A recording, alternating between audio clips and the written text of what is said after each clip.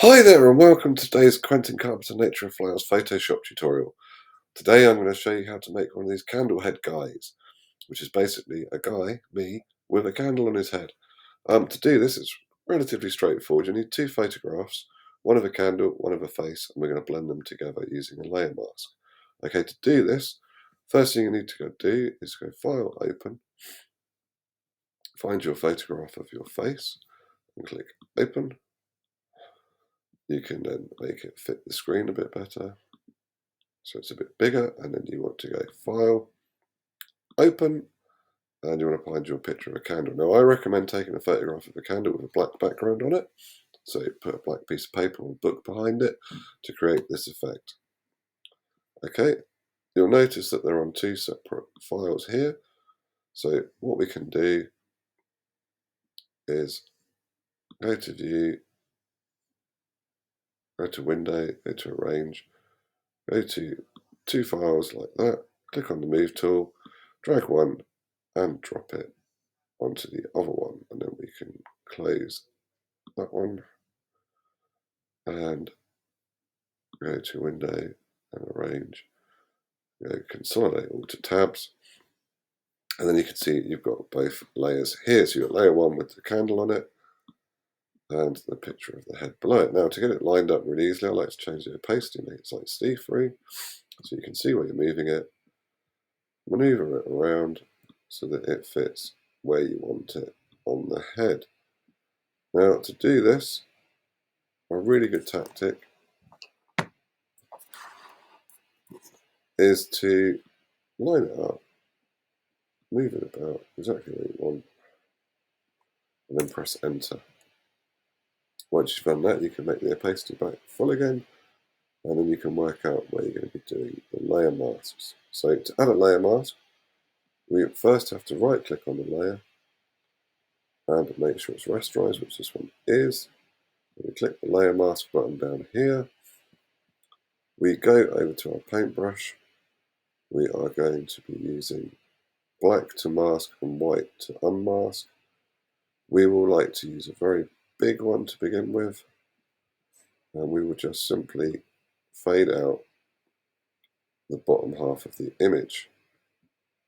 You can see that works really well to an extent, but there's still some areas up the top in the head, exactly where the eyebrows are, that need a bit of fine tuning. So the best way to do that is to switch over to the white, make this brush much smaller now, and then to start to bring in some more bits of the candle. So you can see I'm filling in the areas where the candle should be and the head shouldn't be, like so. Now you might find, like there, you want to add a little bit more subtlety, so you switch back over to black, and you can start to blend bits out. And I want more of the eyebrow showing, so we can fade that in a bit more effectively, like so. Now you'll notice as well I've got this sort of curtain background. I'm not sure if I want to keep that, so if I go on the background layer with a face on it, and I select the subject, which will select the whole face, I can then add a layer mask here, and you can see I've just got this checkerboard background. So if I add a new layer and drag that new layer underneath down here, I can use the paint bucket, which is hiding behind the gradient tool, and I've got my black already set up, and I can just bucket fill in the background. So I've got a nice solid black background, and that creates the really cool candle head guy effect. Now obviously we could experiment more. We could turn the guy black and white, so we get Image, Adjustments, and then we go Image, Adjustments, black and white. Click OK. We have a black and white guy with the yellowy head, or we could make that black and white as well. So we go Image, Adjustments, black and white on the candle. Click OK, and that could work really nicely.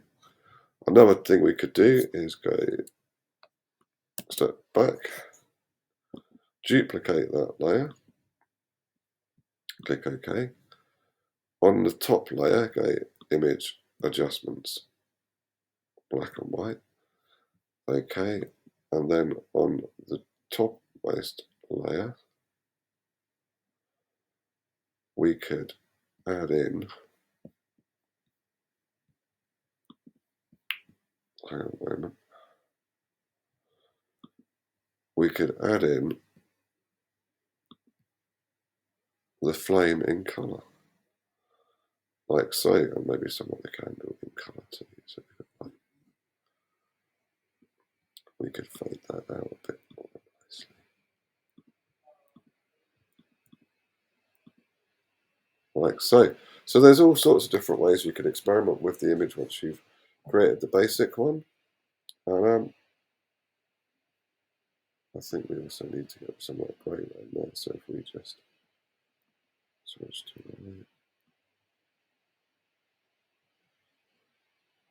and then we go back to the black, start a bit more white, back to white. The thing with masking is make sure you're on the right tool at the right time to create these really cool effects.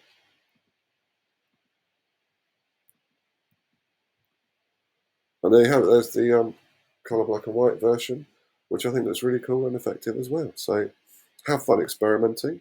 Obviously, if you've enjoyed this tutorial, I'd really appreciate comments, likes, and if you really like it, hit that subscribe button. Okay, thank you very much for watching, and have a great rest of your day.